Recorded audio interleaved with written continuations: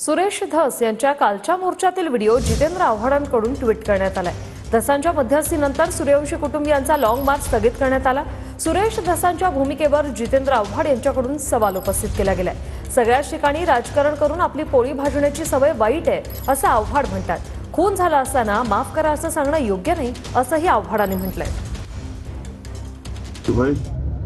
फक्त पोलिसांच्या वरती गुन्हे दाखल करणे हे मला वाटतं संयुक्तिक होणार नाही। त्यांची मला वाटतं बऱ्यापैकी कान उघडणे आता डिपार्टमेंटने केलेली आहे।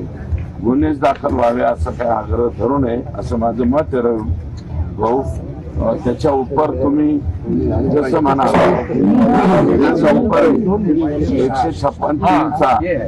156(3)चा रस्ता तुम्हाला मोकळा, जसं काही गोष्टीमध्ये माफ केलं जातं मोकळ्या मनाने मोठ्या मनाने, तसं काही गोष्टी माफ करावं। तर जितेंद्र आव्हाड काय म्हणतात पाहूया। दुसऱ्याच्या घरातील माणसाचा खून झाला तर तिसऱ्यानं येऊन जाऊ द्या, त्याला माफ करा बोलणं खूप सोपं असतं। पोटच्या पोराचा जीव गेल्यानंतर आईला काय वाटत असेल हेही जर बोलणाऱ्याला कळू नये तर याला काय म्हणावं। सगळ्याच ठिकाणी राजकारण करून आपली पोळी भाजण्याची सवय वाईट असते। कुठल्याही परिस्थितीत कुणालाही माफी मिळणार नाही आणि ज्यांनी सोमनाथला मारलंय त्यांना कायद्याचा मार बसेलच याची खात्री आम्ही देतो। एवढंच जर आपल्यामध्ये क्षमायशनेचे भाव असतील तर कृपया आपण हिमालयात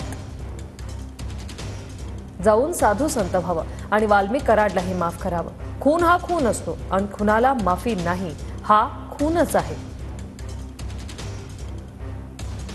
सोमनाथ सूर्यवंशीचा खूनच आहे आणि संतोष देशमुखचाही खूनच आहे। तिघांच्याही खुनाला माफी नाही असं जितेंद्र आव्हाडांनी ट्विट केलंय।